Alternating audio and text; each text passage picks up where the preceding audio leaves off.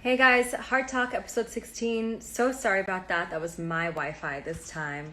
So I'm just going to wait for Aaron to jump back in so we can continue our conversation as he shares what it's like to own a gallery to balance being an artist and a curator. Thank you for jumping back in. Um, I am going to give it a moment. Sorry, Aaron, that was my fault this time, but I'm on the correct Wi Fi. So let's get right back into it.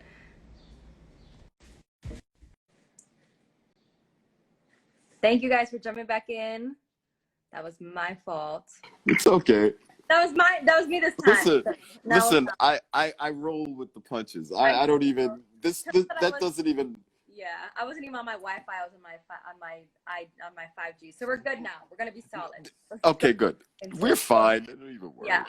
So coming into owning Bath Gallery. Yes. So basically, it's just a balance. It's just it's life is like that. So instead of having a studio, I now had a gallery.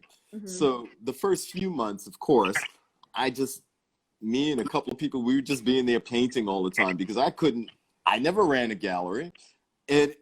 So in the beginning, it was very organic, really. The movement from just painting inside of there to actually asking someone to come in and put their artwork on the wall, Yeah. and then to attempt to find people that like their work. It's a lot of work, but whatever. You have to just go forward and attempt it. So Mm-hmm. 4 years later, I'm still here. The accidental gallerist thing, though, came because Tanda Francis, I just remembered Tanda Francis said, Aaron, you may have to like do some sort of separation between, your family and the gallery because everything is under the gallery. So I said, all right. And I thought about it and I said, well, I didn't really mean to be a gallerist. So let me see if the handle is taken. And that's how the accidental gallerist was born. And I sent it to Tanda first, and she said, "That's kind of fly." I I said, "It was, right? It's okay, okay." And then I took it and just said, "Okay, that'll be the personal. That'll be the artist family stuff, you know." But Bath Gallery is still very much me, but it's separated a little bit more. It's starting to have its own life. So, yeah. and I'm gonna attempt to see how far I can bring that into fruition, and that may require the help of others. So, other than them coming in and doing shows or renting the space, but I'm talking that may require better minds than mine. I mean, I'm not educated in art. I it doesn't matter. I started something that others have not started, and I think it should continue. So, Right. I think that that's the direction to include many others that are much more how do you say, schooled in this thing, to see if we can really get this thing to blow up the way it needs to, in order for people to have opportunity other than me and the people that I like, but other people that I may not ever have been able to meet except through these other people. That was my son who just put his hand. Oh, nice. That's the way it works when I'm doing art here too, and I actually love it. It's Yeah. not a problem. Life. Um, I think it's also important. Though we haven't, neither of us have gone to school for art. There is you have a strong intuition for art, and also just picking up on energy of people who are good people. I mean, in the end, this movement that we're in is also about reimagining the art market and what that looks like. We don't necessarily Yes. have to. We want to re-envision it that way people don't feel like they have to push to be in galleries in Chelsea, Right. but Right. Right. that there's other Right. opportunities here. Right. And Well, also that art isn't a luxury. Art is accessible to everyone. it's accessible, and it's something that is in all of our lives every day. It's in the fashion that we wear. It's in everything that we do. It's in how we prepare our food. Art is everything, or a lot of it's a major component of everything, because without it, there would be a lot of nothing. Everything would just kind of be what it is, until someone reimagines something that we use, or maybe just becomes an object, Yeah. you know, that allows others to think about things that affect their lives, Yeah. hopefully for the good. I mean, that's why I'm in it. I'm in it, hopefully things that I'm producing are for the good of humankind, or for the good of for the good of all, you know. That's what I aspire to. I hope to vibrate on the level in which I vibrate someone else to do something that maybe I could not do, but because I've inspired them, they're able to do it because they were inspired by me or by people that I've known, you know. Right. Absolutely. So, mm-hmm. Yeah, I mean, I loved the opportunity of getting to see you and then getting to see the Birthright series. And I want to bring the photo back up because it was in the first segment. But it goes funny. And now this, Aaron has art up in 2 spaces right now. Tabula Rasa Gallery, that's a digital exhibition, art in isolation. And it's been extended. And then this is the Birthright series where we don't know when. Yeah, I'm sorry. I was going to say, we don't know when that's coming down. It might be Billy Holiday Theater's first permanent exhibition. Let's see. But you literally took audio tapes that your father had left, and these were working audio tapes that you then. So what went on? I had a discussion like earlier. I see the time. I don't want to mess you up with your next. Oh, okay. But I had a conversation. My father and mother put me and my sister through Catholic school. And what I think he found was a problem in how they were teaching us, in what they were telling us. And he was historically knowledgeable. He never went to school, not for college, but he advanced well in his career in the post office, but he read a lot. And, you know, he read titles that when I worked in this bookstore called Nkiru Books, those are the books that I saw. He would only talk to me about them because he may have lost the book or something. But when I worked in this little bookstore called Nkiru Books, I was able to see the books. Yeah. My father would read these books, which was a different way to look at history, or a different, well, we'll just say they were historic, but they were not what was being taught in school. And he would then recite things, or I should say, he would then add his thought to what he read, and he would tape himself. So at his death, or even before that, years ago, he died in, I believe, 2017. And throughout the years, he would laugh and say, I don't know what you and your sisters are going to do with those tapes that I talked on. I said, we'll probably listen to them, Daddy. You know, I didn't know about that. But now, after I've listened to most of them, because there's another component to the whole Birthright series I have, where I want him to be speaking some of the things that he left for me and my sisters to hear, to negate what says some of the teachers would teach us or say to us. So those tapes, by the way, I did not use. I used all of his other tapes and whatever audio tapes I can find to make the works that look similar to this one behind me.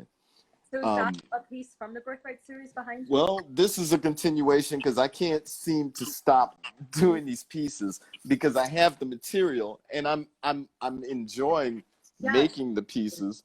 This is not finished. Neither is this very big one back here. But these are parts in the Birthright series that I'm working on right now.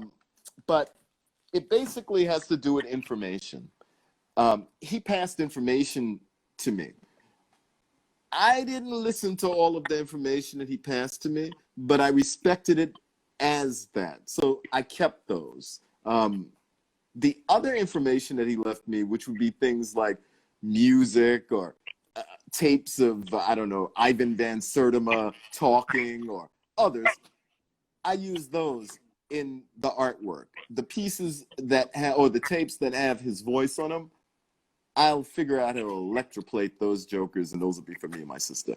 But it's all about the passing of information, and it is my thought that he passed this to me, and I utilized it in a different way to show that information passed through generations is very important. Right. Because I've now created, I guess, about 60 or so pieces using his information. Not the one with his voice on it, but the other things that he used to pass down to me. Mm-hmm. I think that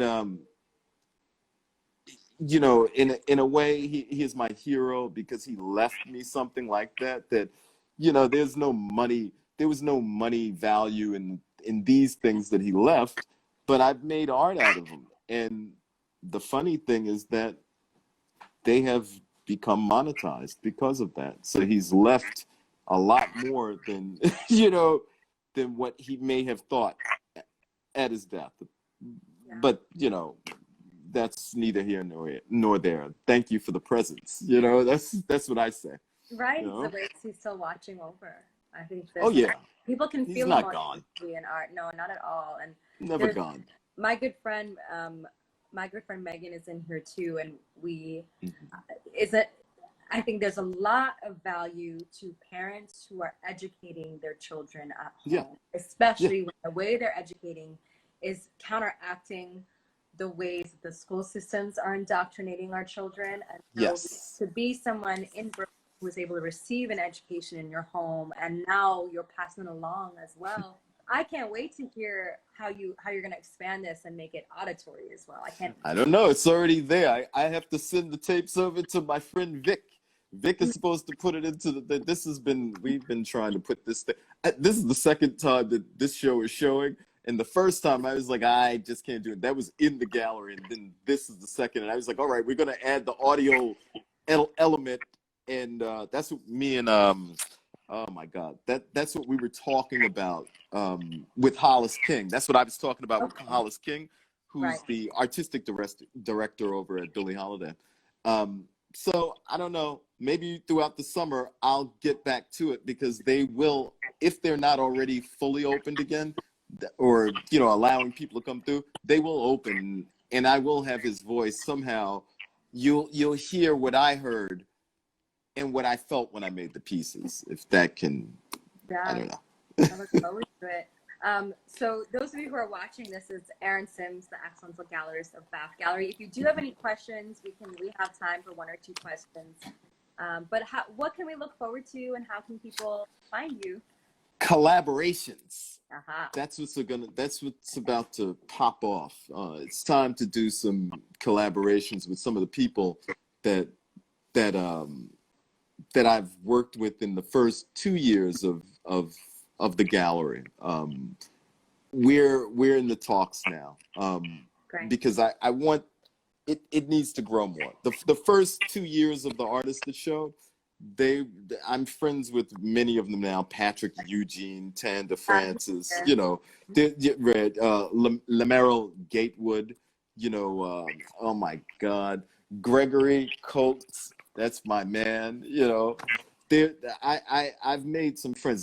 There's people I'm leaving out. David Jones, my man. Don't feel left out. I know you know, but there's a lot of other people, you know, involved that helped me to feel strongly enough to continue to go on, to see the 5th year of this place. This is the 4th. We'll see the 5th. You know, so I thank you so much. Any questions? Thank you. It looks like people really responded to what you said. We have a few comments over them real quick. What an incredible gift you left behind. Yes. Great series. Thank you. Who thought you were talking about? Oh, hey, son. He just go back. Yeah, we have someone who said I'm fine. Thank you. Go look at the art. The art is also super fine. Wait, who said you're fine? Who said that? Foreign Foods and Fuckery is his name. So. Okay. What about me? Am I not fine, son? Right, exactly. Come on. Yeah, love the cameo, but Aaron, I know that this is the begin. Hey, oh, the other side. He's coming in from everywhere. Your son was behind you on the other side. Oh yeah, I didn't even see him. Yeah, but this is such a pleasure. I look forward to continuing to build with you. You Yeah. know, so many people reach out to me as well about the street mural, just being like, hey, I wish I'd known you'd be there. I'd have come. I was like, listen, a friend just told me he was working on it. I just rolled in. I didn't know what I was rolling into. And did you have a friend that flew over and took that first bit? What was up with that? My friend said, oh, you have friends with planes. So I was like, no, actually, I don't. I have friends with planes. Yeah, he's an aerial photographer, and he saw the picture that I posted that first day and just reached out and said, "Hey, I can fly over. Give me the That coordinates." was Dope. fly. All Yeah, right. That was dope. literally, I was like, all right, literally fly. that was interesting. Yeah, Good yeah. job. Yeah, good job to all of us. Oh Those yeah. of you who are here, those of you who've been tuning in, those of you who've supported Aaron or been Thank supporting you. me off our excellence. Yeah, thank you, because Yeah. we're growing and Brooklyn Yeah. is the epicenter of the movement right now. And I really Yep. do think we're going to be able to reimagine the art market into the art world that Yeah. it needs to be. That's And right. And away let some of us that have, that's right. You don't have to let any of us do anything, because people like us, we seem to be doing what we want to do, and we could care less about. I mean, we're a part of it, but we could care less about. Yeah, whatever. I'm doing this. I'm Mhm. gonna show this person because I like their work. Yeah, So come on, face off. Well, it's such a pleasure, and we'll talk it's a soon. pleasure. Thank you. Thank you. Sorry about last week, and I'm so happy this week worked out. It worked out great, beautifully. We might have to do this again. All right. Okay. Sounds good. Thank you. You're welcome. Bye-bye. Bye. So that was the lovely Aaron Sims of Bath Gallery. I have his tag.